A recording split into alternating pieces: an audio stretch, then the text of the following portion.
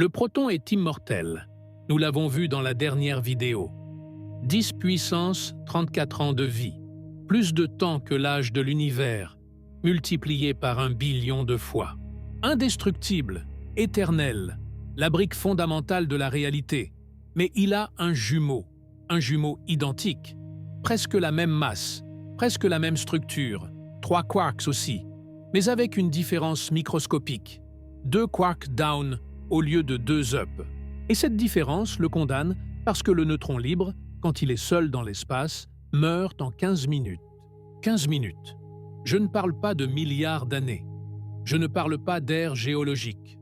Je parle de moins de temps qu'il ne vous faut pour vous préparer un café. Le proton que nous avons étudié, immortel et parfait, ne peut créer qu'un seul élément hydrogène. Mais le neutron, fragile et condamné, a créé tout le reste. Carbone, oxygène, fer, or. Chaque élément du tableau périodique plus lourd que l'hydrogène existe parce que le neutron peut mourir. Sans sa fragilité, l'univers serait une mer infinie d'hydrogène, sans chimie, sans complexité, sans planètes rocheuses, sans eau, sans vie, sans toi. Et voici le paradoxe qui va te briser le cerveau pendant les 2 prochaines heures. La particule la plus importante de l'univers est celle qui meurt.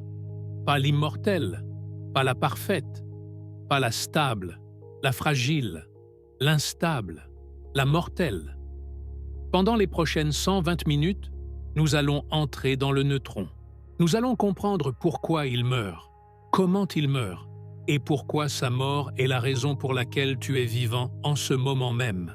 Parce qu'il s'avère que la leçon la plus profonde de la physique des particules n'est pas sur l'éternité, c'est sur l'imperfection. Bienvenue à l'intérieur du neutron, la particule qui a sauvé l'univers en mourant. Avant que nous commencions, j'ai besoin que tu comprennes quelque chose de fondamental sur cette vidéo. Ce n'est pas une suite du proton, c'est son opposé philosophique. Dans la vidéo du proton, je t'ai montré la perfection, la stabilité, l'immortalité, l'ordre. Aujourd'hui, je vais te montrer l'imperfection, l'instabilité, la mort, le chaos. Et à la fin, tu vas comprendre que le chaos est plus important que l'ordre, parce que vois-tu, il y a une question que l'humanité se pose depuis toujours. Qu'est-ce qui rend quelque chose important? Normalement, nous associons important avec durable. Les pyramides sont importantes, parce qu'elles sont debout depuis 4500 ans. Les diamants sont précieux parce qu'ils sont pour toujours. Mais le neutron va t'enseigner le contraire. Le neutron va te démontrer que parfois le plus précieux est précisément ce qui ne dure pas, que la fragilité peut être plus puissante que la force, que la mort peut créer plus de vie que l'immortalité. Quand j'ai commencé à rechercher ceci, je pensais aussi que le proton était le protagoniste et le neutron le secondaire, le héros et le compagnon. Mais plus je creusais, plus je me rendais compte que je l'avais à l'envers. Le proton est Frodon, mais le neutron est Sam. Le proton est Luke, mais le neutron est Obi-Wan. Le proton a la gloire, mais le neutron a le sacrifice, et à la fin de la journée, ce sont ceux qui se sacrifient, qui changent l'univers. Donc ce qui vient n'est pas de la physique des particules. Bon, si ça l'est, nous allons parler de quarks, de désintégration bêta, de force nucléaire faible, de nucléosynthèse stellaire. Mais au fond, c'est sur pourquoi les choses imparfaites sont celles qui permettent la beauté. Pourquoi un univers parfait serait ennuyeux? Parce que la mort à l'échelle quantique est la mère de la complexité. Et pourquoi toi, fait d'atomes complexes, existes-tu? Parce qu'il y a des milliards d'années au cœur d'une étoile, un neutron a décidé de mourir. Pendant les 2 prochaines heures, tu vas en apprendre plus sur la physique nucléaire que 99% de la population mondiale. Mais tu vas aussi apprendre quelque chose de plus profond, que l'impermanence n'est pas une malédiction, c'est un cadeau. Le proton immortel ne crée que l'hydrogène. Le neutron mortel a créé l'univers, et cette vérité va changer comment tu vois tout. Commençons d'abord un peu d'histoire, parce que le neutron a une histoire fascinante que personne ne te raconte. Pendant presque 100 ans après que Rutherford ait découvert le noyau atomique en 1911, les physiciens pensaient qu'ils comprenaient comment ça fonctionnait. Le noyau a des protons. Les protons ont une charge positive. Ils se repoussent entre eux, mais quelque chose les maintient unis. C'est la force nucléaire forte, simple, parfait. Affaire classée, sauf qu'il y avait un problème. Les nombres ne collaient pas. Regarde l'hélium. L'hélium a 2 protons. Chaque proton pèse approximativement une unité de masse atomique. 2 protons devraient peser 2 unités, mais l'hélium pèse 4 unités. Où est l'autre moitié de la masse? Carbone, 6 protons, devrait peser 6, pèse 12. Oxygène, 8 protons, devrait peser 8, pèse 16. Tous les éléments pesaient le double de ce qu'ils devraient, et pendant des années, les physiciens l'ont ignoré. Bon, peut-être qu'il y a une erreur dans les mesures. Peut-être que la masse n'est pas exactement ce que nous pensons jusqu'à ce qu'arrive 1932. James Chadwick, un physicien britannique qui travaillait au laboratoire Cavendish de Cambridge, bombardait du beryllium avec des particules alpha et détecta quelque chose d'étrange. Une radiation qui pouvait traverser le plomb. Mais ce n'était pas de la lumière, ce n'était là pas des rayons X, ce n'était pas des électrons, c'était quelque chose de nouveau, quelque chose sans charge électrique, quelque chose de neutre, quelque chose qui pesait presque autant qu'un proton, mais que les champs magnétiques ne pouvaient pas dévier. Il lui donna le nom neutron du latin neuter neutre, et soudain tout s'emboîtait. Le noyau d'hélium n'a pas seulement 2 protons, il a 2 protons et 2 neutrons, 4 particules, 4 unités de masse. Carbone, 6 protons, 6 neutrons, 12. Oxygène, 8 protons, 8 neutrons, 16. Le modèle atomique était complet. Noyau fait de protons et neutrons, électrons en orbite autour. Parfait. Et c'est là que moi, quand j'ai appris ça au lycée, j'ai pensé « Ok, c'est tout, problème résolu ». Mais il s'avère que ce qui est intéressant n'est pas qu'ils ont découvert le neutron. Ce qui est intéressant, c'est ce qu'ils ont découvert après. Parce que Chadwick a fait sa découverte en 1932 et en 1934, seulement 2 ans après, un autre physicien appelé Enrico Fermi remarqua quelque chose d'étrange. Les neutrons libres disparaissaient pas immédiatement. Mais si tu laissais un neutron seul dans l'espace, après quelques minutes, il n'était plus là. Il s'était converti en autre chose. Il s'était converti en un proton plus un électron plus quelque chose d'invisible que personne ne pouvait détecter. Le neutron se désintégrait. Et voici ce qui est fou. Rappelle-toi, le proton est immortel, 10 puissance 34 ans. Le neutron, 15 minutes. Ce n'est pas une erreur de mesure, ce n'est pas approximatif. C'est exact. 14 minutes, 52 secondes, moins d'un quart d'heure. Maintenant, pense. Le proton et le neutron sont presque identiques, presque la même masse. Tous deux faits de 3 quarks, tous deux unis par des gluons, tous deux confinés par la force nucléaire forte. Mais l'un vit pour toujours et l'autre meurt en 15 minutes. Pourquoi? Quelle différence microscopique cause une divergence si brutale dans le destin de ces 2 particules? La réponse est dans les quarks. Le proton a 2 quarks up et un down. Le neutron a 2 quarks down et un up. C'est la seule différence. 2 quarks échangés. Et voici une donnée qui va résonner pendant toute la vidéo. Le quark down pèse plus que le quark up. Pas beaucoup plus. Seulement 2,5 mégaélectronvolts de plus. Mais ces 2,5 mégaélectronvolts sont la différence entre l'immortalité et la mort. Parce qu'il s'avère que le neutron pèse 1,293 mégaélectronvolts de plus que le proton. Et dans le monde quantique, si une particule peut se transformer en une autre particule plus légère, elle finira par le faire. C'est de la physique, c'est inévitable, c'est le destin. Le neutron est condamné dès le moment de sa naissance et pourtant, sans cette condamnation, tu n'existerais pas. Parce que ce qui vient maintenant est la partie la plus hallucinante de toutes. Vois-tu, quand Fermi a découvert que le neutron se désintègre, il a aussi découvert quelque chose d'autre, qu'à l'intérieur d'un noyau atomique entouré de protons, le neutron ne se désintègre pas, il devient immortel. Le neutron libre meurt en 15 minutes. Le neutron à l'intérieur d'un noyau vit pour toujours. Et cette dualité, cette capacité d'être mortel et en même temps immortel, selon le contexte, c'est ce qui a permis qu'existe l'univers complexe. Mais avant que nous arrivions à ça, avant que nous voyions comment le neutron a sauvé l'univers en mourant, tu as besoin de comprendre exactement ce qui se passe à l'intérieur de lui. Pourquoi il est condamné? Comment fonctionne son exécution? Et pour ça, nous devons parler de quelque chose que les physiciens ont mis 30 ans à comprendre. La force nucléaire faible. Ok, respire profondément, parce que maintenant vient la partie où la physique devient vraiment étrange. Tu connais déjà 3 des 4 forces fondamentales de l'univers. Gravité, ce qui fait que les choses tombent. Électromagnétisme, ce qui fait que les aimants fonctionnent et que la lumière existe. Force nucléaire forte, ce qui maintient les quarks unis à l'intérieur du proton et du neutron. Mais il y a une 4e, et c'est la plus étrange de toutes. Elle s'appelle force nucléaire faible, et le nom est trompeur.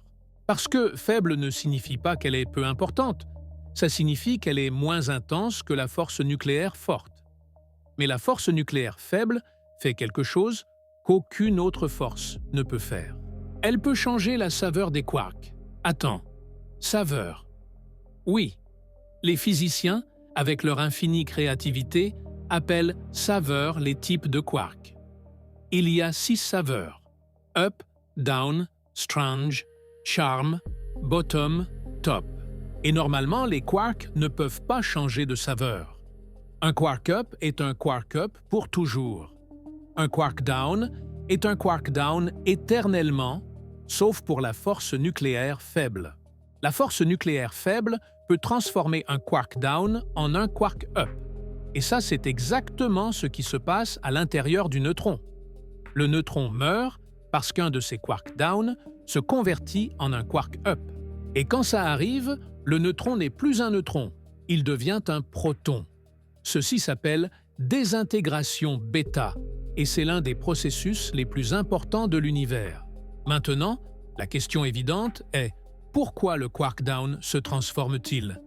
Et la réponse a à voir avec l'énergie. Rappelle-toi, le neutron pèse 1,293 mégaélectronvolts de plus que le proton. Cela signifie qu'il a de l'énergie extra, de l'énergie dont il n'a pas besoin, de l'énergie qui le rend instable. Et en physique, les systèmes instables tendent à devenir stables en libérant de l'énergie. Comme une pierre au sommet d'une colline, elle a de l'énergie potentielle gravitationnelle et finalement, elle va rouler vers le bas en convertissant cette énergie potentielle en énergie cinétique. Le neutron est pareil, il a de la masse extra, de l'énergie extra et il veut la libérer. Et la manière de le faire est de transformer un de ses quark down plus lourds en un quark up plus léger. Mais voici ce qui est fou. Le quark down ne peut pas simplement se convertir en quark up. Ce n'est pas de la magie, ce n'est pas une transformation spontanée. Il a besoin d'un intermédiaire. Il a besoin d'une particule qui médiatise la transformation et cette particule s'appelle boson W. Le boson W est la particule qui transmet la force nucléaire faible.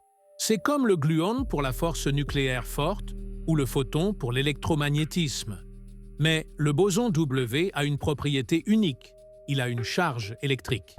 Il y a des bosons W positifs et des W négatifs. Et quand un quark down se transforme en un quark up, il émet un boson W négatif. Ce boson W négatif existe pendant un temps infinitésimalement bref, 10 puissance moins 25 secondes, et puis il se désintègre en 2 particules, un électron et un antineutrino. Et c'est là que tout devient beau, parce que ces 3 particules, le proton, l'électron, l'antineutrino, sortent en volant du neutron original. Le proton reste Il est stable, immortel. L'électron sort propulsé à très haute vitesse. C'est ce que nous appelons radiation bêta. L'antineutrino traverse tout. Il peut passer par des années-lumière de plomb sans interagir avec rien. C'est un fantôme et le neutron a cessé d'exister. Il est mort. Il a donné sa vie pour créer un proton, un électron et un antineutrino. Quand j'ai vu pour la première fois le diagramme de Feynman de la désintégration bêta, je suis resté à le regarder pendant 10 minutes, parce que c'est une équation de mort. C'est littéralement la formule mathématique de comment quelque chose cesse d'exister. Et il y a quelque chose de profondément troublant et en même temps beau dans ça. 15 minutes. C'est tout ce que ça prend. Depuis qu'il naît jusqu'à ce qu'il meure. Un quart d'heure, moins de temps que tu as passé à regarder cette vidéo. Le neutron est la particule la plus éphémère de toutes celles qui conforment la matière stable. Mais voici la question qui va définir le reste de la vidéo. Si le neutron meurt en 15 minutes, pourquoi les atomes de ton corps n'explosent-ils pas constamment? Pourquoi le carbone est-il stable? Pourquoi l'oxygène ne se désintègre-t-il pas?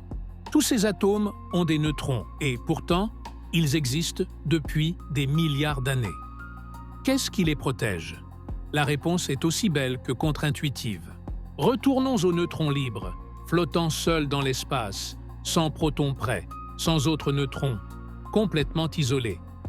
14 minutes 52 secondes et il meurt. Un quark down se transforme en up, boson W négatif, électron antineutrino. Le neutron devient proton, inévitable. Mais maintenant, imagine que le neutron n'est pas seul. Imagine qu'il est à l'intérieur d'un noyau atomique collé à un proton, ou à plusieurs protons, et à d'autres neutrons entourés de particules, emprisonnés par la force nucléaire forte. Que se passe-t-il alors? Eh bien, il s'avère que rien. Le neutron reste là, stable, heureux, immortel. Pourquoi? Parce qu'à l'intérieur du noyau, le neutron ne peut pas se désintégrer. Bon, techniquement s'il pourrait, mais les règles du jeu changent complètement. Vois-tu, quand le neutron est libre, il a plus d'énergie que le proton, 1,293 mégaélectronvolts de plus. Cela lui permet de se désintégrer. C'est énergétiquement favorable. Mais à l'intérieur du noyau, le proton et le neutron sont dans un puits d'énergie, un puits créé par la force nucléaire forte. Et dans ce puits, les règles de qui pèse plus et qui pèse moins changent. Le neutron isolé pèse plus que le proton isolé, correct? Mais le neutron à l'intérieur d'un noyau stable pèse moins que s'il se convertissait en proton à l'intérieur de ce même noyau. C'est comme si le contexte changeait l'identité. Et si tu viens de penser, cela signifie que la stabilité d'une particule dépend de avec qui elle est. Exactement. Tu viens de comprendre quelque chose que les physiciens nucléaires passent des années à étudier. La stabilité n'est pas une propriété intrinsèque. C'est une propriété émergente du système. Le neutron n'est pas stable ou instable par lui-même. Il est stable ou instable selon le contexte. Seul mortel, accompagné, immortel. Maintenant, cela pose une question fascinante. Si le neutron à l'intérieur du noyau est immortel, comment se forment les nouveaux éléments? Parce que, rappelle-toi, l'hydrogène est juste un proton. Il n'a pas de neutrons, mais le carbone a 6 protons et 6 neutrons. L'oxygène a 8 protons et 8 neutrons. Le fer a 26 protons et 30 neutrons. Tous les éléments lourds ont besoin de neutrons. Mais si les neutrons libres meurent en 15 minutes, d'où viennent les neutrons qui sont à l'intérieur de ces atomes? La réponse nous emmène au cœur des étoiles, littéralement, parce qu'il s'avère que les neutrons stables de ton corps ont été créés à l'intérieur d'étoiles qui sont mortes il y a des milliards d'années. Et pour comprendre comment nous devons parler de fusion nucléaire. La fusion nucléaire est le processus par lequel le Soleil brille. 2 noyaux d'hydrogène, 2 protons, s'approchent tellement que la force nucléaire forte les colle. Ils forment du deutérium, un proton plus un neutron. Attends, un neutron? D'où est sorti le neutron? Eh bien, il s'avère qu'au moment de la fusion, un des deux protons se convertit en neutron. C'est la désintégration bêta à l'envers. Au lieu de neutrons à protons, plus électrons plus antineutrinos, nous avons protons, flèches, neutrons, plus positrons. Chaque seconde, le Soleil convertit 600 millions de tonnes d'hydrogène en hélium, 600 millions de tonnes par seconde. Et dans ce processus, des protons se convertissent en neutrons constamment. Ces neutrons fraîchement créés s'unissent immédiatement à d'autres protons formant des noyaux plus lourds. Le deutérium fusionne avec un autre proton, flèche, hélium 3. L'hélium 3 fusionne avec un autre hélium 3. Hélium 4 plus 2 protons, et ainsi étape par étape, le Soleil va créant des éléments plus lourds. Mais voici la limite. Le Soleil peut créer des éléments jusqu'au carbone, peut-être un peu d'oxygène. Au-delà de ça, il faut plus d'énergie, plus de pression, plus de température. Il faut une étoile plus massive, ou mieux encore, il faut qu'une étoile meure parce que les éléments vraiment lourds, le fer dans ton sang, le calcium dans tes os, l'or dans tes anneaux, ne sont pas créés dans des étoiles normales. Ils sont créés dans des explosions, dans des supernovas. Quand une étoile massive manque de combustible, son noyau s'effondre. En moins d'une seconde, tout le fer du noyau est comprimé à des densités inimaginables. Et à ce moment, quelque chose d'extraordinaire se passe. Les électrons sont écrasés contre les protons et fusionnent. Électrons plus protons égale neutrons plus neutrinos. Soudain, le noyau de l'étoile devient une boule géante de neutrons purs, une étoile à neutrons, des trillions de neutrons, tous emballés dans une sphère de 20 km de diamètre. Et certains de ces neutrons sont propulsés vers l'espace quand l'étoile explose. Et dans ces premières secondes, avant qu'ils ne se désintègrent, ces neutrons libres bombardent tous les éléments qui sont en train d'être expulsés de la supernova. Un neutron frappe un noyau de fer. Il reste collé. Maintenant, le fer a un neutron extra. Un autre neutron. Un autre. Un autre.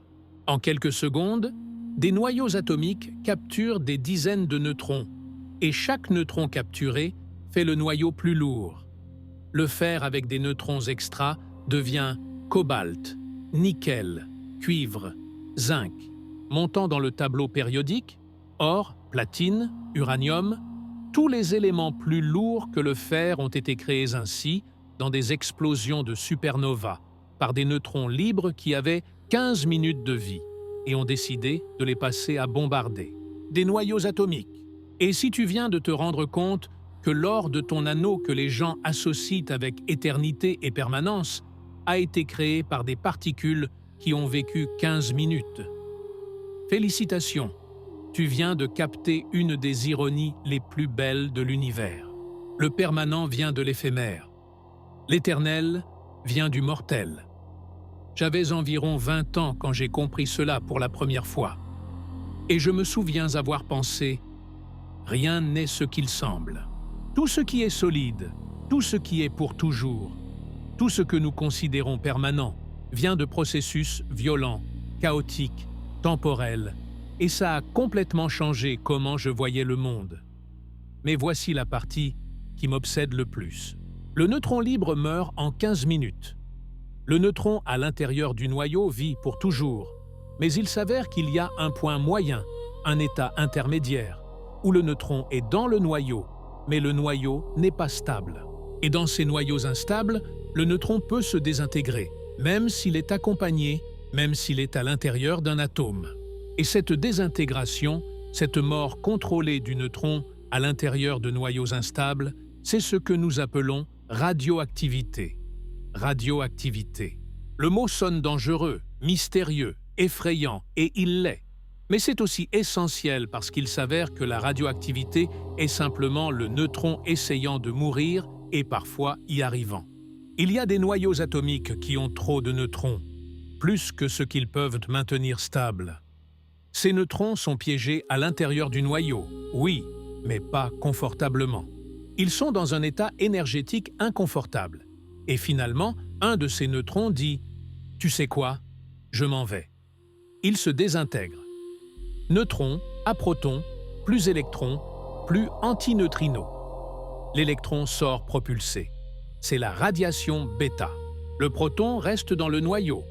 Maintenant, l'atome a un proton de plus. Il a changé d'élément. Ceci est la transmutation. Le rêve des alchimistes médiévaux, convertir un élément en un autre. Et il s'avère que ça se passe naturellement tout le temps dans les noyaux radioactifs. En fait, il y a un isotope de carbone qui est radioactif. Carbone 14. Il a 6 protons, c'est pourquoi c'est du carbone, et 8 neutrons, c'est pourquoi c'est du carbone. 14. Mais 8 neutrons, c'est trop pour 6 protons. Le noyau est instable et en 5730 ans, la moitié des neutrons extra se seront désintégrés en se convertissant en protons et le carbone 14 se sera converti en azote 14. 7 protons, 7 neutrons, stable, heureux. Et cette propriété, cette capacité du neutron de mourir à un rythme prévisible est ce qui permet la datation par carbone 14. C'est ce qui nous permet de savoir l'âge de fossiles, d'artefacts anciens, de restes archéologiques.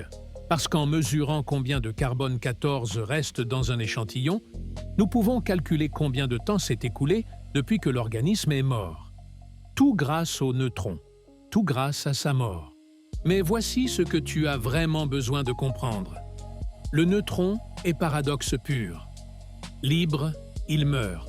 Piégé dans un noyau stable. Immortel.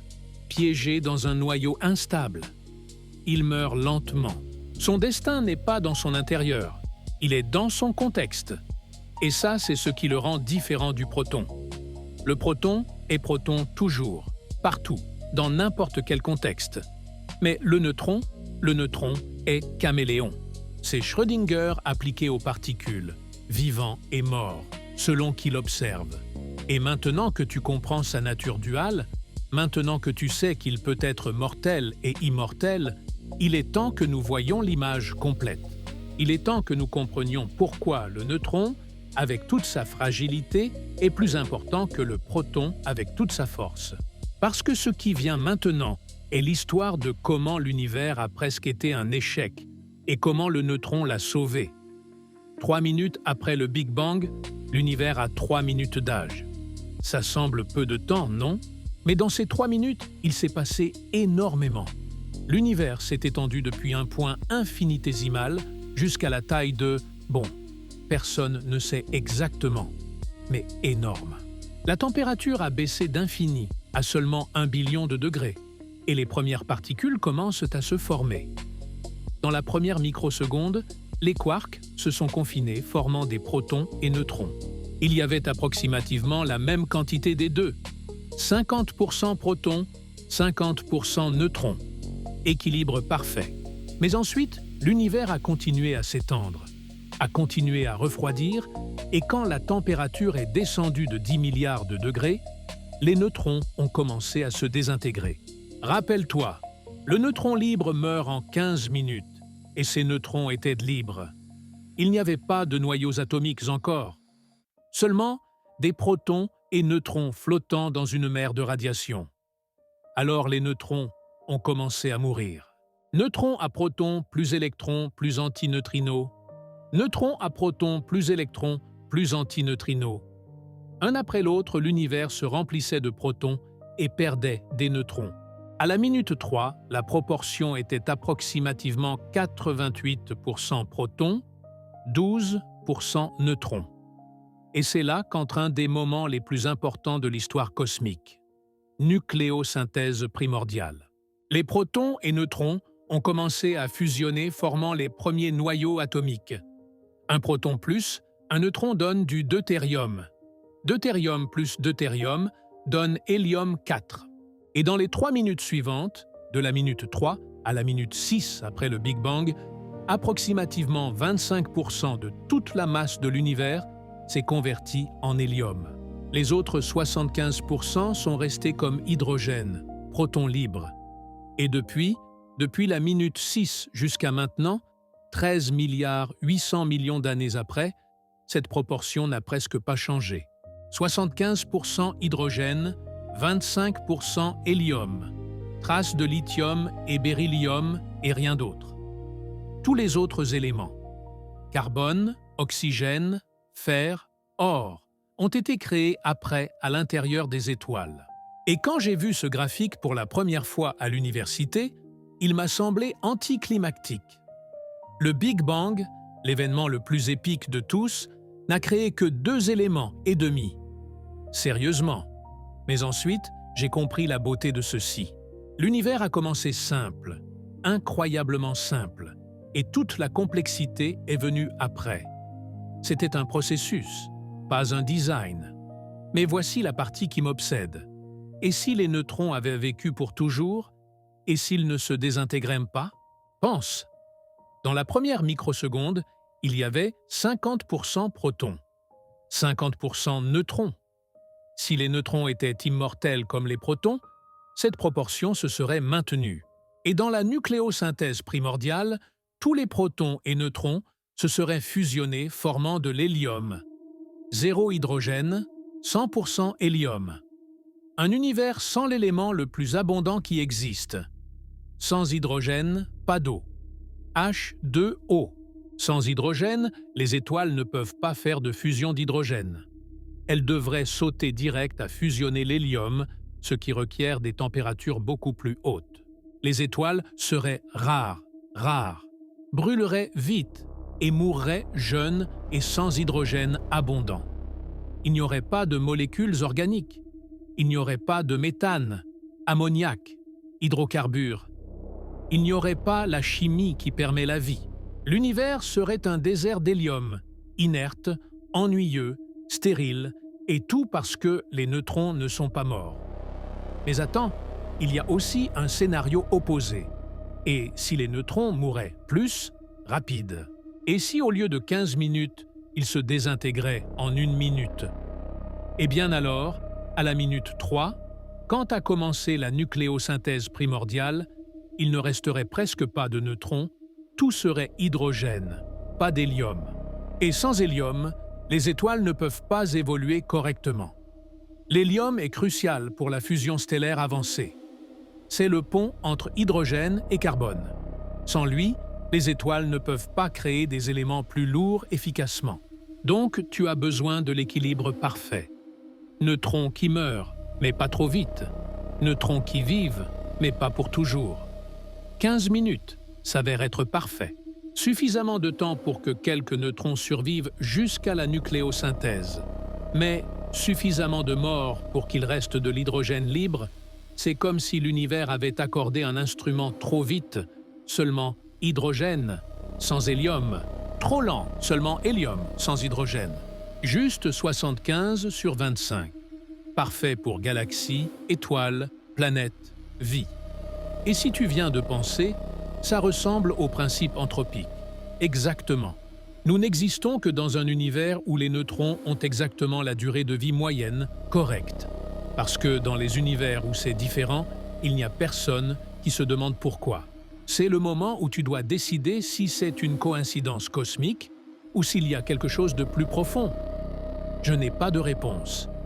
Les physiciens n'ont pas de réponse. Mais ce que nous savons, c'est ceci. Le neutron, avec sa mort de 15 minutes, a permis que l'univers soit intéressant. Et maintenant nous allons voir exactement comment retournons au neutron. Nous savons qu'il est fait de 3 quarks, 2 down, 1 up. Nous savons qu'il est plus lourd que le proton de 1,293 mégaélectronvolts. Nous savons qu'il peut mourir en se transformant en proton, plus électrons, plus antineutrinos. Mais maintenant, nous allons nous mettre à l'intérieur littéralement, comme nous l'avons fait avec le proton. Nous allons entrer dans le neutron et voir ce qui diable se passe là-dedans. Si tu pouvais rétrécir jusqu'à la taille d'un femtomètre et te mettre à l'intérieur d'un neutron, que verrais-tu? D'abord, les 3 quarks de valence, 2 down, 1 up, se déplaçant à des vitesses proches de la vitesse de la lumière. Un 20% de C, 60 000 km par seconde, tournant dans un espace plus petit qu'un atome et entre eux des gluons. Des centaines de gluons étant échangés chaque fraction de seconde. Les gluons ont une charge de couleur rouge, vert, bleu et anticouleur et s'auto-interagissent. Un gluon peut émettre un autre gluon. Deux gluons peuvent fusionner. C'est un chaos quantique. Mais attends, il y a plus.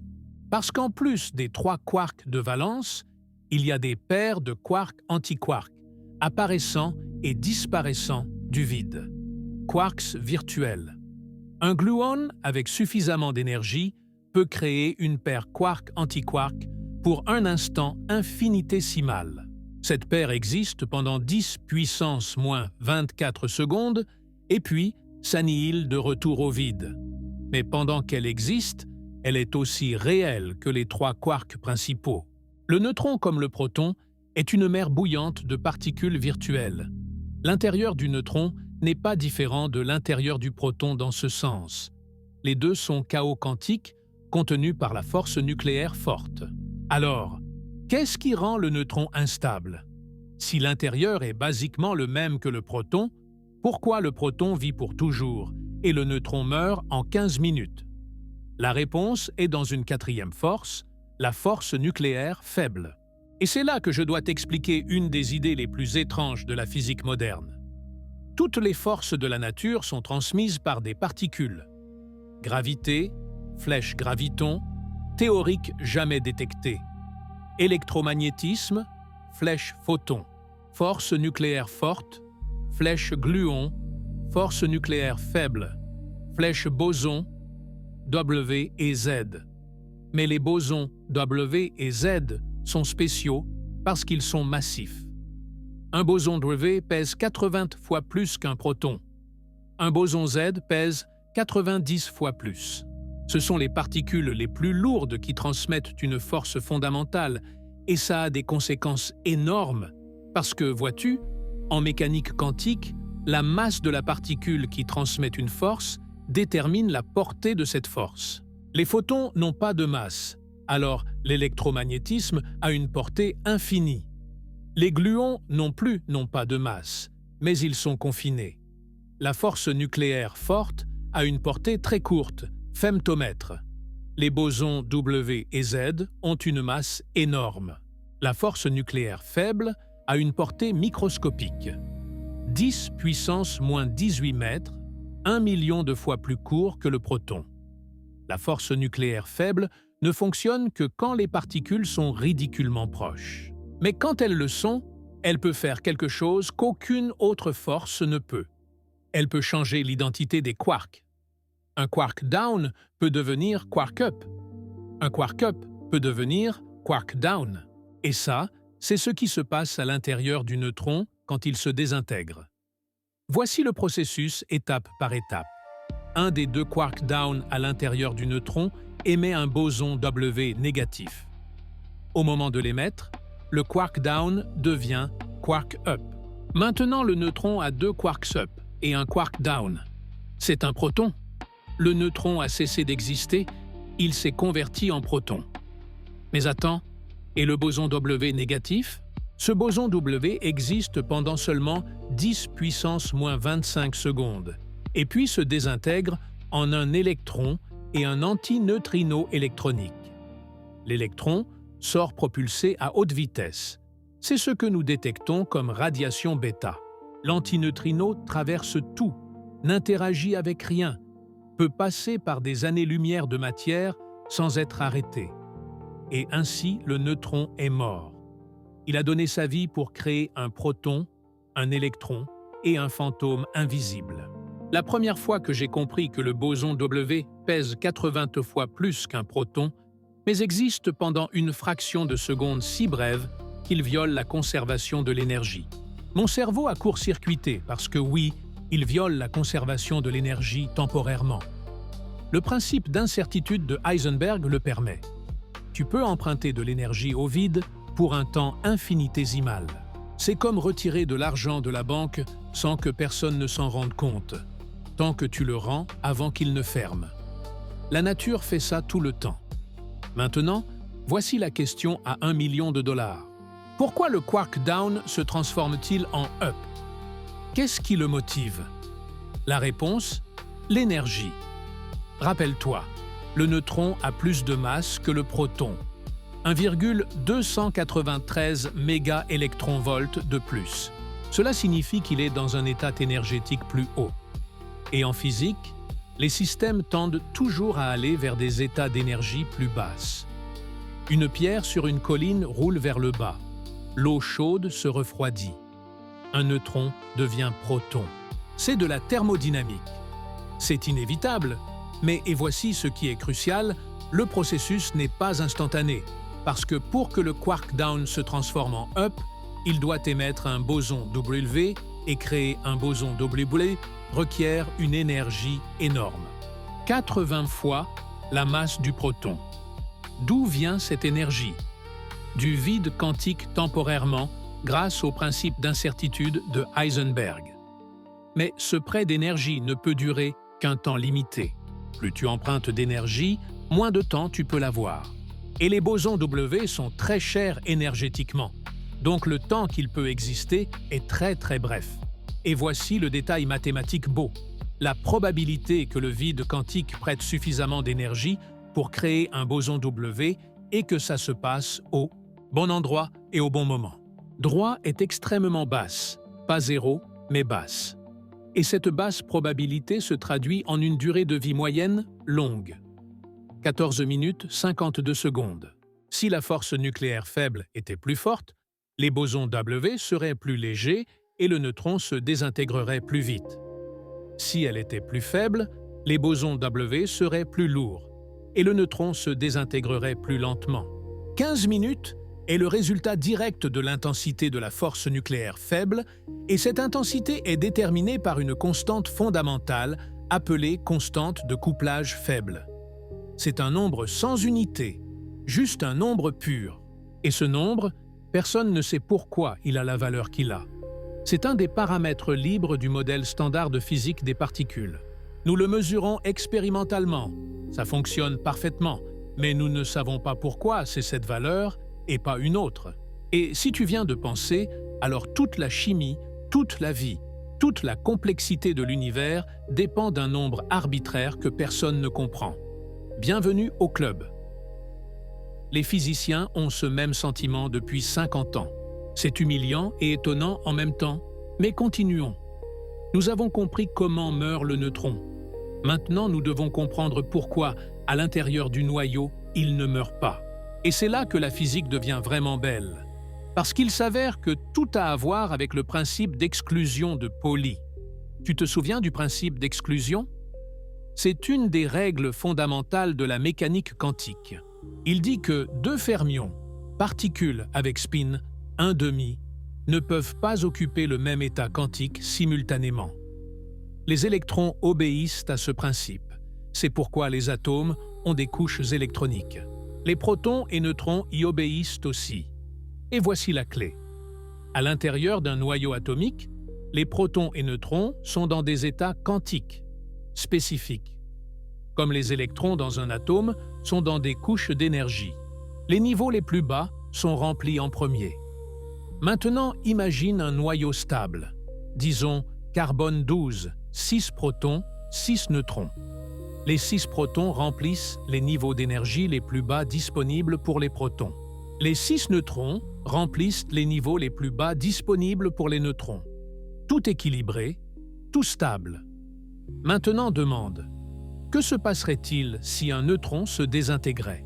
Si un neutron devient proton, maintenant il y aurait 7 protons, mais les 6 niveaux d'énergie les plus bas pour les protons sont déjà remplis. Le nouveau proton devrait aller à un niveau d'énergie plus haut, un niveau qui requiert plus d'énergie que celle que le neutron avait originellement. Tu vois ce qui s'est passé? La désintégration du neutron requérait d'ajouter de l'énergie au système, mais le neutron n'a pas d'énergie extra à donner. Au contraire, donc la désintégration ne peut pas se passer. Elle est bloquée, interdite par le principe d'exclusion de Pauli. Le neutron à l'intérieur du noyau stable piégé dans son identité. Il ne peut pas changer parce qu'il n'y a pas d'espace énergétique pour le proton résultant.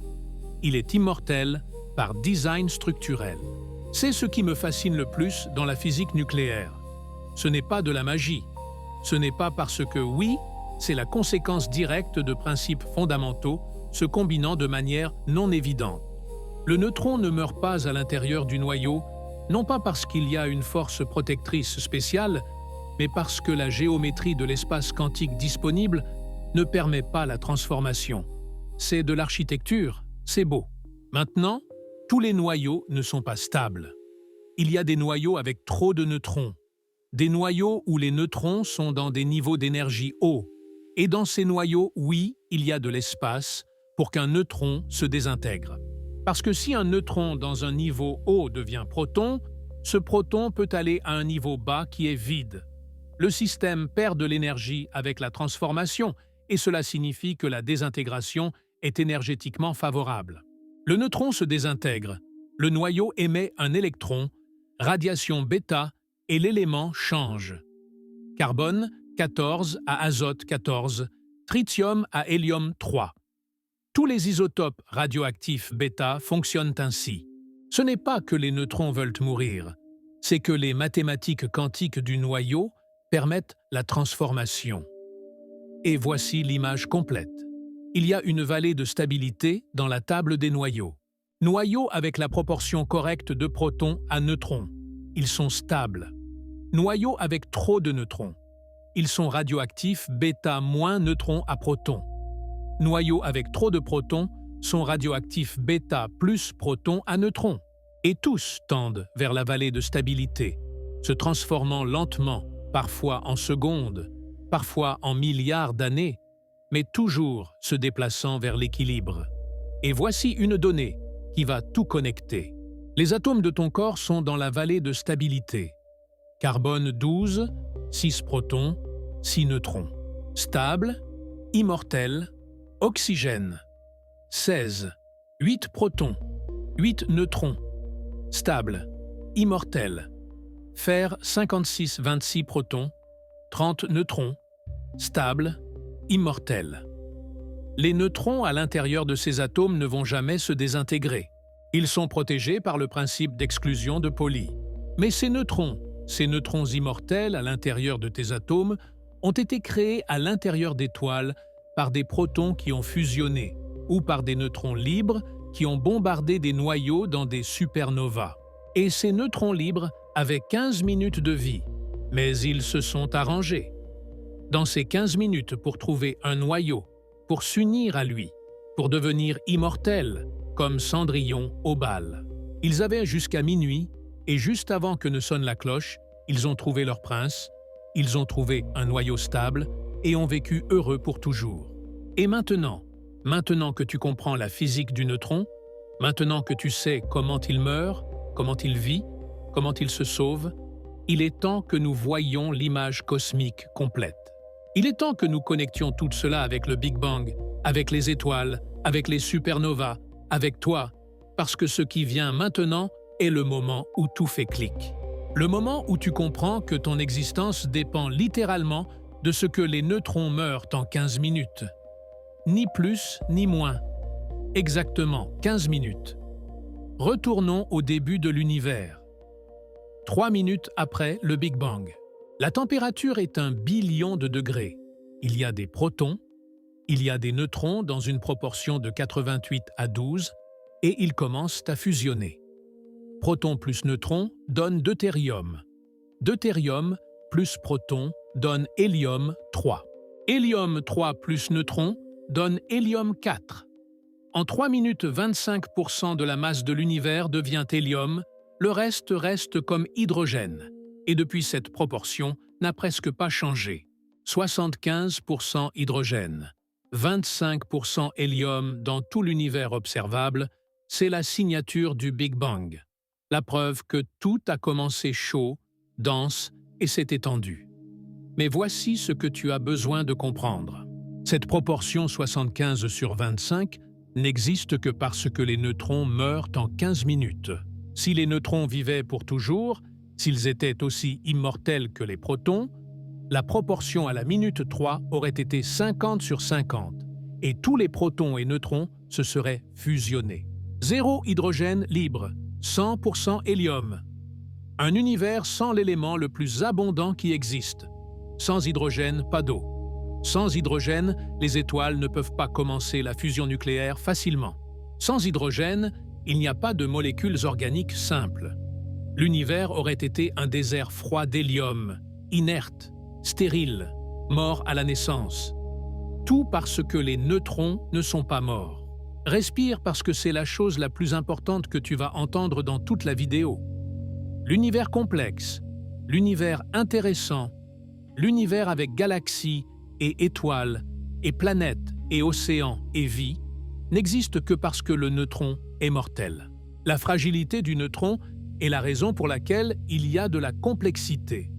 Et si tu viens de sentir un frisson, c'est parce que tu viens de comprendre quelque chose que la majorité de l'humanité ne comprend jamais. Que la perfection tue la complexité, que l'immortalité tue l'évolution, que la stabilité absolue tue le changement. Le proton parfait et immortel ne crée que l'hydrogène. Le neutron imparfait et mortel a créé tout le reste. Carbone, oxygène, azote, fer. Chaque atome dans ton corps plus lourd que l'hydrogène existe parce que le neutron peut mourir. Mais attends, parce que l'histoire devient meilleure. Ces 3 premières minutes du Big Bang n'ont créé que l'hydrogène et l'hélium, rien d'autre.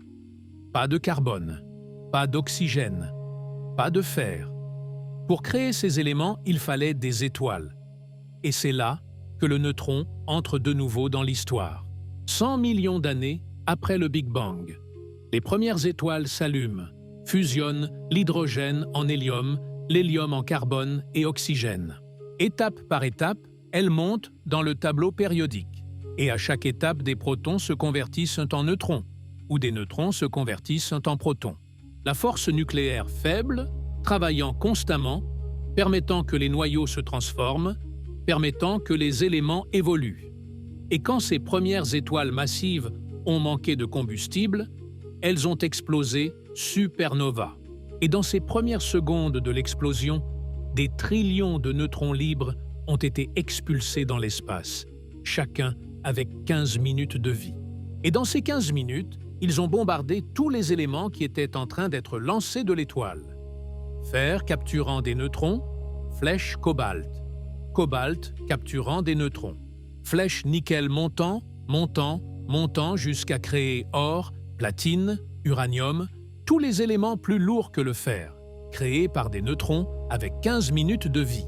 L'or de ton anneau, le platine de catalyseur, l'uranium de centrale nucléaire, tout a été créé par des neutrons qui savaient qu'ils allaient mourir et ont décidé, dans leurs dernières 15 minutes, de faire quelque chose d'important. Ils ont décidé de créer de la complexité. Et c'est là que la première fois que j'ai complètement compris ceci, j'ai dû m'arrêter, parce que ce n'est pas seulement de la physique, c'est de la philosophie, c'est de l'art, c'est la leçon la plus belle de l'univers. Les choses qui meurent vite doivent agir vite, doivent importer, doivent laisser un héritage. Et le neutron, avec 15 minutes de vie, a créé tous les éléments lourds du cosmos. Nous, avec 80 ans, nous avons de la chance. Qu'allons-nous créer? Le neutron n'a pas choisi de mourir, mais il a choisi quoi faire avec sa mort et il a créé l'univers. Ok, nous sommes arrivés au point où tu comprends l'importance du neutron, mais maintenant, nous allons faire quelque chose que les physiciens font depuis des décennies.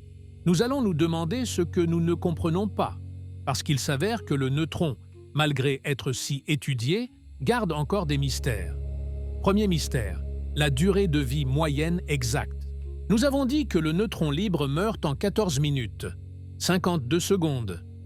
Mais ce nombre est-il exact?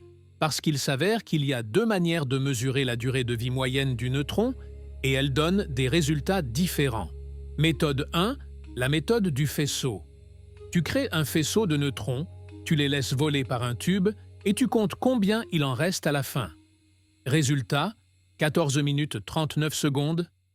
Méthode 2, la méthode de la bouteille. Tu pièges des neutrons dans un piège magnétique. Tu les laisses là, tu comptes combien il en reste après un certain temps. Résultat, 14 minutes 47 secondes. 8 secondes de différence.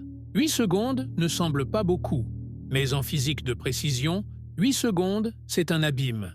C'est comme mesurer la distance à la Lune et obtenir des résultats qui diffèrent de 1000 km selon la méthode. Quelque chose ne va pas, ou une des méthodes a une erreur systématique que nous n'avons pas détectée. Ou il y a une nouvelle physique. Une physique que nous ne comprenons pas. Une des théories les plus intéressantes s'appelle « désintégration obscure ». L'idée est que peut-être le neutron ne se désintègre pas toujours en protons plus électrons plus antineutrinos. Peut-être que dans une petite fraction des cas, il se désintègre en quelque chose de plus exotique. Peut-être qu'il se désintègre en matière noire. Des particules qui n'interagissent pas avec la lumière, que nous ne pouvons pas détecter. Et si c'est vrai, la méthode de la bouteille donnerait un résultat plus court, parce que certains neutrons disparaissent sans laisser de traces, et la méthode du faisceau donnerait un résultat plus long parce que tu ne comptes que les désintégrations, visibles. C'est spéculatif, très spéculatif, mais la différence est là, réelle, mesurable. Et les physiciens n'ont pas d'explication. C'est un des petits mystères qui pourrait être l'indice vers quelque chose de plus grand, ou ça pourrait être juste une erreur expérimentale que nous corrigerons finalement. Deuxième mystère, le moment magnétique. Le neutron n'a pas de charge électrique, il est neutre, mais il a un moment magnétique. Il est magnétique. Comment une particule sans charge électrique peut-elle être magnétique? La réponse a à voir avec les quarks. Les quarks à l'intérieur du neutron ont de la charge. 2 quarks down chargent moins 1/3 chacun. Un quark up charge plus 2/3. Total moins 1/3 plus 2/3 moins 1/3 égale 0. La charge nette est 0, mais les quarks bougent, et des charges en mouvement créent des champs magnétiques. Et bien que la charge nette soit 0, la distribution de charge à l'intérieur du neutron crée un moment magnétique net. C'est comme avoir un aimant avec pôle nord et sud, même si la charge totale est 0. Et le moment magnétique du neutron est moins 1,913 mégaélectronvolts par Tesla. Ce nombre a été mesuré avec une précision incroyable et les simulations de QCD sur réseau prédisent moins 1,942 mégaélectronvolts par Tesla. Presque correct, mais pas exact. 3% de différence. 3% ne semble pas beaucoup, mais les physiciens sont perfectionnistes, et cette petite discordance pourrait signifier que nous manquons quelque chose sur la structure interne du neutron. Peut-être que la distribution de quarks n'est pas exactement ce que nous pensons. Peut-être qu'il y a des contributions de gluons que nous ne calculons pas bien. Ou peut-être qu'il y a une physique au-delà du modèle standard. Troisième mystère, le moment dipolaire électrique. Ceci est technique, mais important. En physique des particules, il y a une symétrie appelée CP, C de charge. Changer les particules par antiparticules, P de parité. Réfléchir l'espace dans un miroir. La symétrie CP dit que les lois de la physique devraient être les mêmes si tu changes les particules par antiparticules et réfléchis l'espace. Mais il s'avère que la symétrie CP est légèrement violée dans la nature. Pas beaucoup, mais un peu. Et cette violation est cruciale. C'est une partie de la raison pour laquelle il y a plus de matière que d'antimatière dans l'univers. Mais voici ce qui est étrange. Les équations de QCD en principe permettent une violation de CP beaucoup plus grande que celle que nous observons. Il y a un paramètre dans les équations appelé θ. θ peut avoir n'importe quelle valeur entre 0 et 2π. Et si θ n'est pas exactement 0, le neutron devrait avoir un moment dipolaire électrique. C'est-à-dire, il devrait avoir une séparation de charge interne, positif d'un côté, négatif de l'autre. Et nous avons cherché ce moment dipolaire avec les expériences les plus précises qui existent, et nous ne l'avons pas trouvé. La limite supérieure est 10 puissance moins 26 cm-électrons. C'est incroyablement petit. Ce qui signifie que θ, le paramètre libre en QCD, doit être inférieur à 10 puissance moins 10. Basiquement 0. Mais pourquoi? Pourquoi l'univers a-t-il choisi θ égale à 0? θ pourrait être n'importe quel nombre. Il n'y a pas de raison théorique pour qu'il soit 0, et pourtant, il est 0, ou au moins presque 0. Ceci est le problème CP fort, et c'est un des mystères non résolus de la physique des particules. Ce problème m'a obsédé pendant des mois au doctorat, parce que c'est si arbitraire. Il n'y a pas de raison, il n'y a pas d'explication. L'univers a simplement décidé que θ est 0 et point. C'est comme si Dieu ajustait un bouton avec une précision de 10 chiffres et puis disparaissait sans laisser de manuel d'instruction. La solution proposée la plus populaire implique une particule hypothétique, appelée action. L'action serait un champ quantique qui ajuste dynamiquement θ à 0. C'est une solution élégante, et si l'action existe, il pourrait être la matière noire. 2 problèmes résolus avec une particule. Mais après 40 ans de recherche, nous n'avons pas trouvé l'action. Peut-être qu'il est là, et simplement nous n'avons pas cherché au bon endroit, ou peut-être qu'il n'existe pas. Et le problème CP fort a une autre solution. Ou peut-être que simplement θ est 0, parce que oui, et nous devons l'accepter. 4e mystère, l'anomalie du rayon. Celui-ci est plus récent. En 2017, des physiciens ont mesuré le rayon du neutron avec une nouvelle méthode et ont obtenu un résultat différent des mesures antérieures. Beaucoup, seulement 2%. Mais en physique, 2%, c'est significatif. Et si le rayon est différent de ce que nous pensions, ça affecte comment nous comprenons la distribution de quarks à l'intérieur du neutron. Ça affecte comment nous calculons le moment magnétique. Ça affecte tout. C'est un petit nombre, mais des conséquences grandes. Et voici ce qui me fascine. Après presque 100 ans d'études du neutron, après des milliers d'expériences, après des simulations dans les superordinateurs les plus puissants du monde, il y a encore des choses basiques que nous ne comprenons pas. La durée de vie moyenne exacte, le moment magnétique exact, le rayon exact. Pourquoi θ est 0? Et ça c'est beau parce que ça signifie qu'il y a toujours plus à apprendre. Il y a toujours des questions. La science n'est jamais terminée, mais il y a quelque chose de plus profond ici, quelque chose de philosophique. Le neutron est la particule la plus étudiée après le proton. Il est crucial pour la physique nucléaire, pour l'énergie nucléaire, pour comprendre l'univers. Et pourtant, il est encore mystérieux. Il cache encore des secrets et ça t'enseigne quelque chose de fondamental sur la nature de la réalité. Rien n'est complètement connu. Il y a toujours une autre couche. Il y a toujours plus de profondeur. Le neutron que nous pensions que nous comprenions en 1932 s'est avéré être fait de quarks en 1968. Et ces quarks sont dans une mer de gluons et de particules virtuelles, et la force nucléaire faible qui cause sa désintégration est transmise par des bosons W massifs. Et il y a des paramètres libres que nous ne comprenons pas, et des mesures qui ne correspondent pas couche après couche après couche. Et si tu viens de te rendre compte que c'est vrai pour tout dans l'univers, que rien n'est aussi simple qu'il semble, qu'il y a toujours plus de complexité en dessous, alors tu as appris la leçon la plus importante de la physique. L'univers n'est pas un livre avec des réponses à la fin, c'est un mystère infini. Et chaque réponse que nous trouvons ouvre 10 nouvelles questions. Le neutron nous enseigne l'humilité. Il nous enseigne que penser que nous comprenons quelque chose complètement, c'est de l'arrogance. Il y a toujours plus. Toujours. Et maintenant?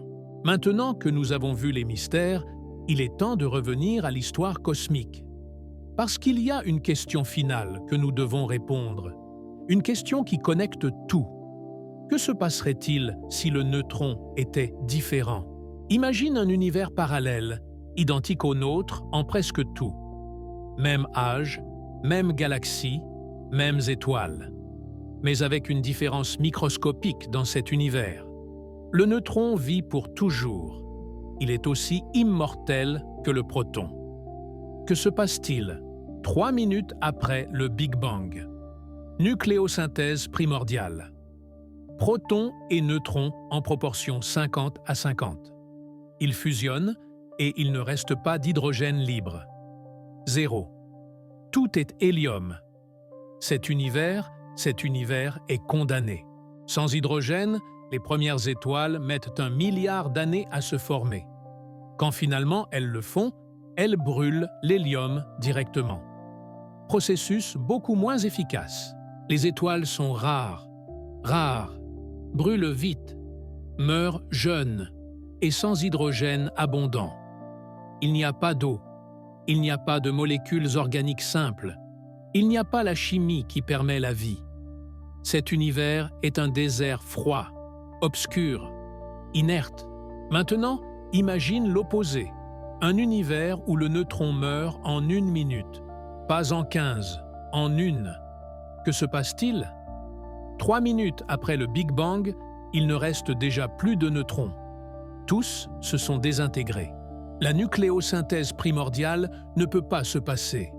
Il ne se forme pas d'hélium, 100% hydrogène. Cet univers aussi est condamné. Sans hélium, les étoiles ne peuvent pas évoluer correctement. Elles ne peuvent pas fusionner l'hydrogène en carbone efficacement. La chaîne de nucléosynthèse stellaire se rompt. Il n'y a pas de chemin depuis l'hydrogène jusqu'aux éléments lourds. Cet univers aussi est stérile, très lent. Seulement hélium, sans hydrogène.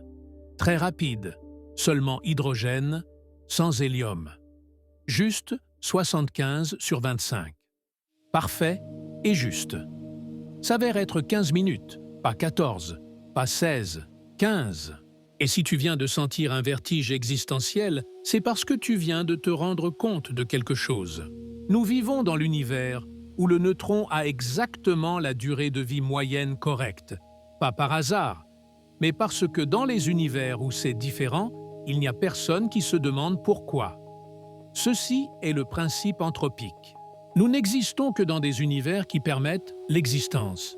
Ce concept m'a causé une crise existentielle de 3 jours quand j'avais 23 ans, parce que ça signifie que toutes les constantes fondamentales de l'univers, la durée de vie moyenne du neutron, l'intensité de la force nucléaire faible, la masse des quarks, sont ajustées pour permettre la vie. Et il y a 3 explications possibles. 1. Dieu. 2. Multivers infini où chaque combinaison existe et nous observons seulement celle qui permet des observateurs, ou 3 coïncidences. Et aucune des 3 ne me satisfait complètement. Mais voici ce que nous savons avec certitude. Dans notre univers, le neutron meurt en 15 minutes, et ces 15 minutes sont la raison pour laquelle existe la complexité. Mais il y a quelque chose de plus, quelque chose qui connecte la physique du neutron avec ta vie, quelque chose de personnel, parce qu'il s'avère que les neutrons dans ton corps, ces neutrons immortels à l'intérieur de tes atomes de carbone et oxygène ont une histoire, et cette histoire est ton histoire. 13 milliards 800 millions d'années en arrière. 3 minutes après le Big Bang, un neutron naît, un parmi des trillions de trillions. Il flotte dans le plasma primordial, entouré de photons d'énergie immense, température 1000 millions de degrés. Ce neutron a 15 minutes. L'horloge commence à compter 14 minutes 52 secondes jusqu'à la mort. Mais alors quelque chose se passe. Un proton s'approche. La force nucléaire forte les colle. Deutérium, le neutron, a trouvé refuge. À l'intérieur du noyau de deutérium, le neutron est immortel. Il a survécu ce neutron spécifique. Il a passé les 300 000 années suivantes flottant dans le plasma. Finalement, l'univers s'est refroidi suffisamment pour que le deutérium capture un électron. Atome de deutérium complet. Et cet atome a flotté dans l'espace pendant 100 millions d'années jusqu'à ce que la gravité l'attire vers un nuage de gaz qui s'effondrait. Le nuage s'est effondré, s'est réchauffé au centre fusion nucléaire. L'atome de deutérium a été avalé par l'étoile, fusionné avec un autre deutérium. Hélium 4. Notre neutron est maintenant à l'intérieur d'un noyau d'hélium. Toujours immortel, toujours protégé. L'étoile a brûlé l'hydrogène pendant 10 millions d'années, puis l'hélium pendant 1 million d'années. le carbone pendant 1000 ans, l'oxygène pendant 1 an, et alors elle a manqué de combustible. Le noyau s'est effondré. Supernova, l'étoile a explosé, et notre neutron à l'intérieur de ce noyau d'hélium a été lancé dans l'espace à des vitesses de milliers de kilomètres par seconde. Il a voyagé à travers le milieu interstellaire pendant 1 milliard d'années jusqu'à ce qu'il trouve un autre nuage de gaz. Ce nuage s'est effondré. Une étoile s'est formée, le Soleil et autour du Soleil, un disque de débris, planétésimaux se heurtant, fusionnant, grandissant. Et notre neutron, maintenant parti d'un atome de carbone, 6 protons, 6 neutrons, a été piégé dans un de ces planétésimaux.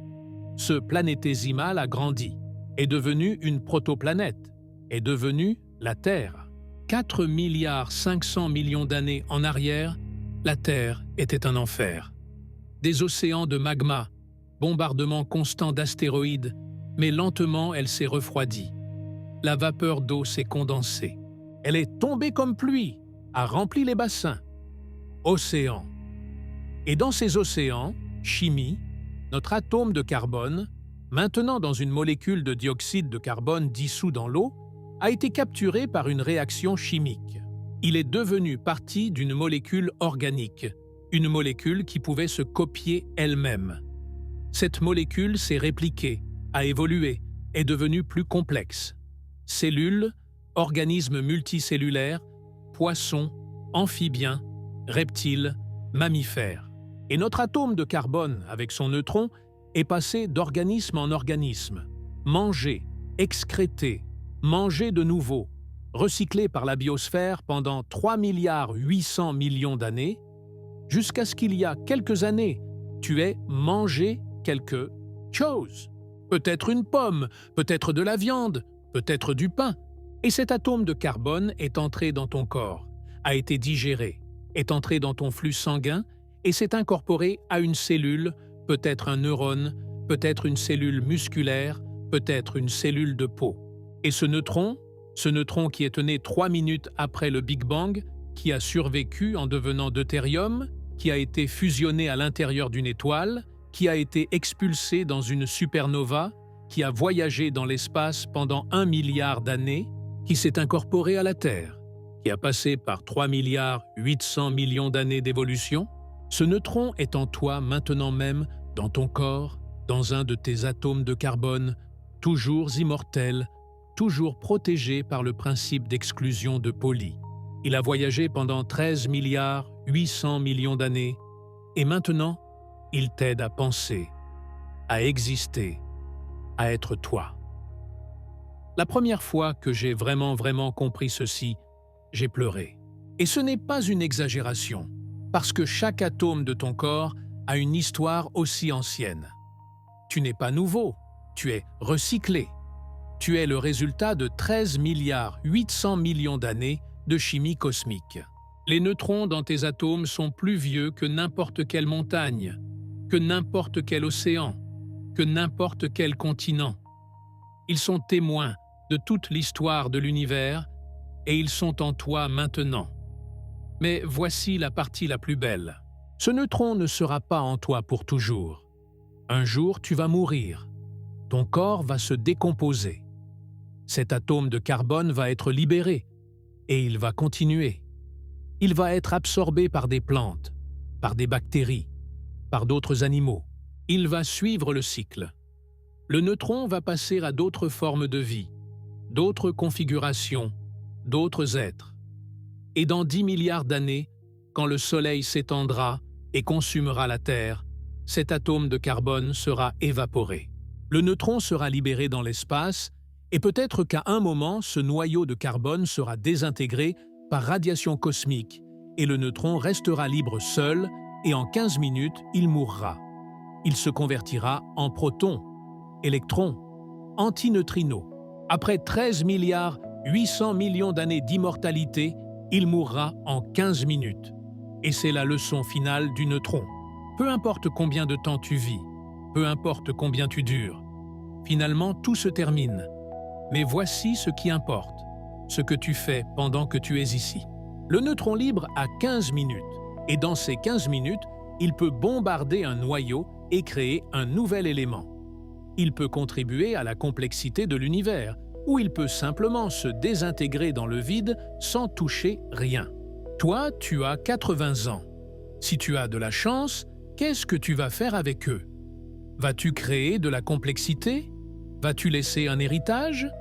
Ou vas-tu te désintégrer? Sans toucher rien. Le neutron t'enseigne la leçon la plus profonde de l'univers. L'impermanence n'est pas une malédiction, c'est une motivation. Retournons au début, à la première question. De quoi est fait un neutron? Maintenant, tu le sais. 2 quarks down, 1 quark up. Des gluons s'échangeant des millions de fois par seconde. Une mer de particules virtuelles.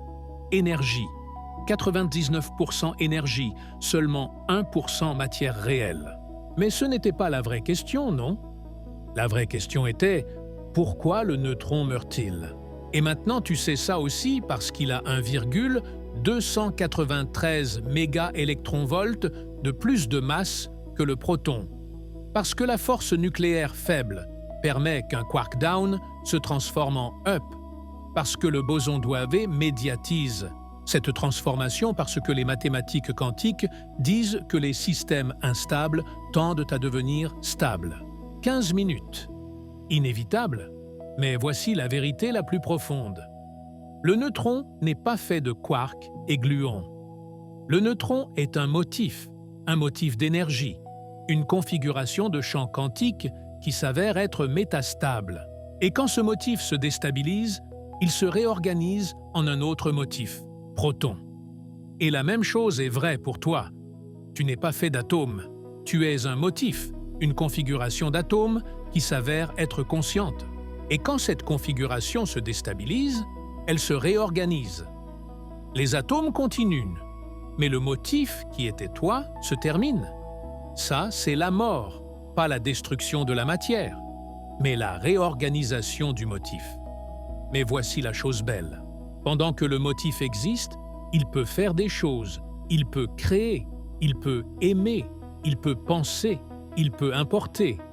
Le neutron libre a 15 minutes pour faire quelque chose d'important et il le fait. Il bombarde des noyaux, crée des éléments, construit de la complexité. Toi, tu as 80 ans, plus ou moins. Qu'est-ce que tu vas faire? Le neutron t'enseigne que la fragilité est un cadeau parce qu'elle te force à agir, elle te force à importer, elle te force à choisir quel type d'héritage tu laisses. Et maintenant, nous allons fermer le cercle. Nous allons retourner là où nous avons commencé, mais avec de nouveaux yeux, avec une nouvelle compréhension, parce qu'à la fin de ce voyage de 2 heures, il y a une vérité qui t'attend, une vérité qui change tout. Le proton est immortel, le neutron meurt en 15 minutes. Nous avons commencé avec cette contradiction, et maintenant, 2 heures après, tu comprends que ce n'est pas une contradiction, c'est un complément. Le proton parfait et immortel crée l'hydrogène, et seulement l'hydrogène. Il est stable, il est prévisible, il est éternel, mais il est ennuyeux. Un univers de seulement protons serait une mer infinie d'hydrogène, sans chimie complexe, sans variété, sans évolution. La perfection est stérile, mais le neutron imparfait et mortel, crée tout le reste. Il permet que l'hélium existe, que les noyaux lourds existent, que la radioactivité existe, que les transformations existent. Le neutron permet le changement, et le changement est la mère de la complexité. Sans le neutron, l'univers serait simple. Hydrogène, protons et électrons, rien d'autre. Mais avec le neutron, avec sa capacité d'être mortel et immortel, selon le contexte, avec sa capacité de se transformer, avec sa capacité de créer de nouveaux éléments, l'univers devient complexe, divers, intéressant. Chaque élément plus lourd que l'hydrogène existe, parce que le neutron existe. Hélium, protons et neutrons fusionnant dans le Big Bang, carbone, fusion dans les étoiles, protons se convertissant en neutrons, oxygène pareil fer, limite de la fusion stellaire, équilibre parfait de protons et neutrons. Or, neutrons libres bombardant des noyaux dans des supernovas. Tout Tout dépend du neutron. Et toi? Toi, tu es fait de carbone, oxygène, azote, calcium, fer, éléments qui n'existeraient pas sans le neutron. Tu n'es pas hydrogène, tu es complexe, et cette complexité est le cadeau du neutron. Et voici où je veux que tu ressentes vraiment profondément ceci. Pas seulement que tu comprennes intellectuellement, mais que tu le ressentes, parce que la vérité, c'est que tu es un miracle d'improbabilité. 13 milliards 800 millions d'années d'histoire cosmique, génération d'étoiles vivant et mourant, supernova dispersant des éléments, planètes se formant, vie évoluant. Et tout ça a dû se passer exactement comme ça s'est passé pour que tu sois ici maintenant. Et au centre de toute cette chaîne causale, il y a le neutron, la particule qui meurt en 15 minutes, mais qui a créé un univers de 13 milliards 800 millions d'années. Maintenant, laisse-moi te raconter quelque chose qui m'obsède. Il y a des gens qui regardent l'univers et voient du design. Ils voient les constantes fondamentales ajustées parfaitement et disent « Ceci ne peut pas être une coïncidence. Quelqu'un l'a conçu et peut-être qu'ils ont raison. » Mais s'il y a du design, le design n'est pas la perfection. Le design est l'imperfection. Parce qu'un univers parfait, où toutes les particules sont immortelles et stables, serait ennuyeux. Il n'y aurait pas de changement, il n'y aurait pas d'évolution, il n'y aurait pas de vie. Mais un univers avec une particule mortelle, le neutron, cet univers peut évoluer, peut créer de la complexité, peut créer de la conscience, peut créer des êtres qui se demandent « de quoi suis-je fait ?» Le défaut est la caractéristique, la fragilité est la force, la mort est la vie. Et s'il y a un concepteur, il a conçu l'imperfection intentionnellement, parce que l'imperfection permet la beauté. Et si tu viens de te rendre compte que cela s'applique à ta vie, que tes défauts ne sont pas des bugs, ce sont des fonctionnalités, que ta fragilité n'est pas une faiblesse, c'est l'humanité, que ta mortalité n'est pas une malédiction, c'est ce qui te fait valoriser le temps. Alors, tu as appris la leçon la plus profonde du neutron. Maintenant, laisse-moi t'emmener à un dernier endroit. Il y a une équation en physique, une équation simple, mais profonde. Entropie. La deuxième loi de la thermodynamique dit que l'entropie de l'univers augmente toujours. Le désordre grandit toujours. Tout tend au chaos. Et finalement, dans 10 puissance 100 ans, l'univers atteindra l'équilibre thermique total. Mort thermique, température uniforme partout, sans gradient, sans énergie libre, sans mouvement, sans vie, sans rien. Et dans cet univers mort, les protons continueront d'exister. Immortels, éternels, parfaits, mais seuls, dans un vide froid et infini, témoins du néant. Est-ce que c'est mieux que de mourir? Est-ce que l'immortalité dans le vide est préférable à la mort avec un but? Le neutron a choisi différemment. Bon, il n'a pas choisi consciemment, mais le neutron préfère mourir en faisant quelque chose d'important que vivre pour toujours sans importer.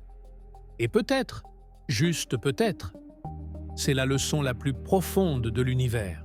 Dans les prochains milliards d'années, le Soleil deviendra plus brillant, les océans s'évaporeront, la Terre sera inhabitable et finalement le Soleil s'étendra et consumera la planète.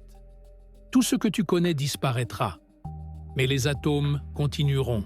Les neutrons à l'intérieur de ces atomes continueront et un jour, peut-être dans 10 milliards d'années, un de ces neutrons sera libéré, restera seul et aura 15 minutes.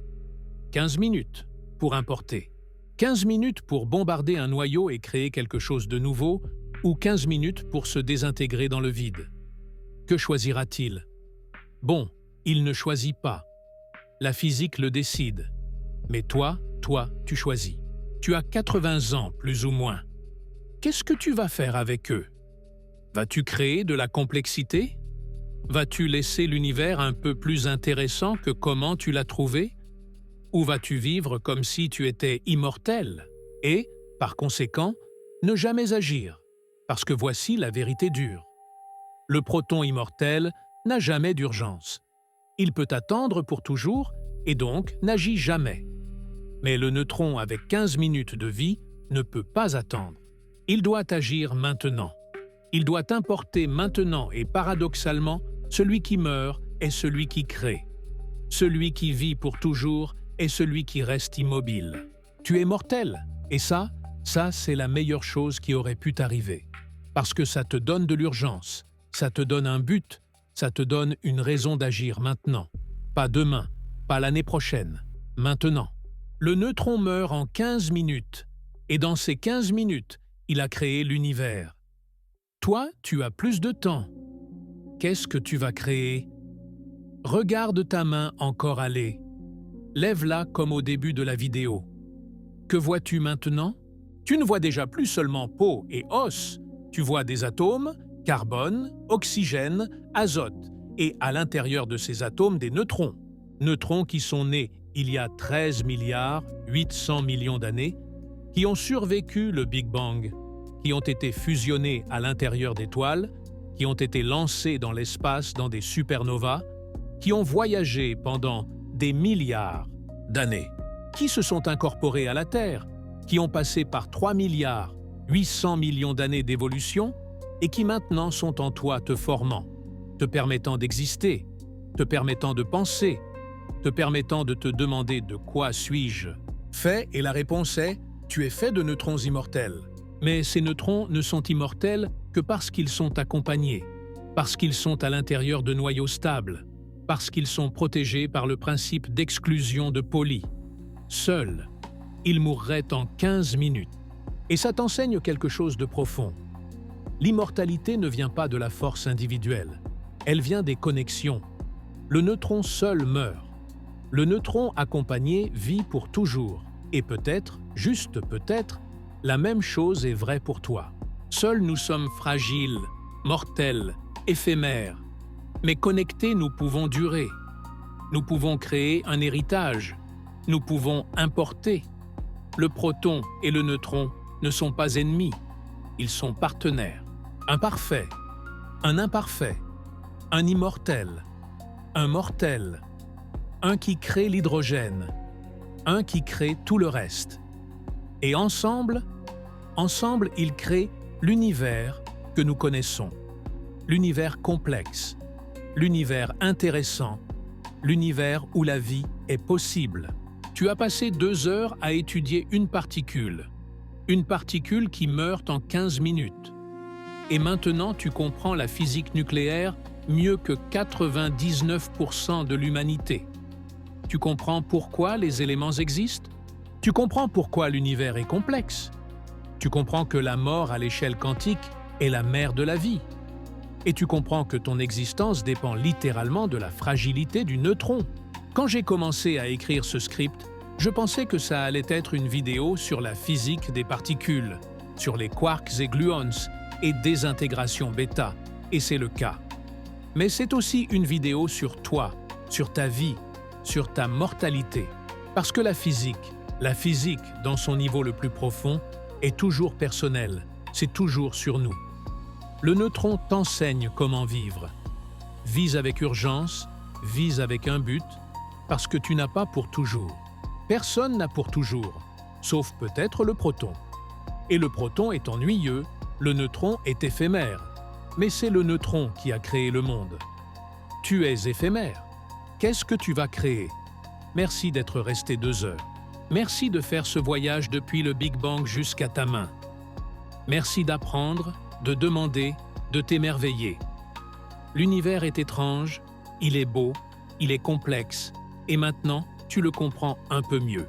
Si ce voyage a changé, comment tu vois la réalité? Si maintenant tu regardes ta main et vois 13 milliards 800 millions d'années d'histoire cosmique, laisse-moi un commentaire avec la minute exacte où ton cerveau a explosé.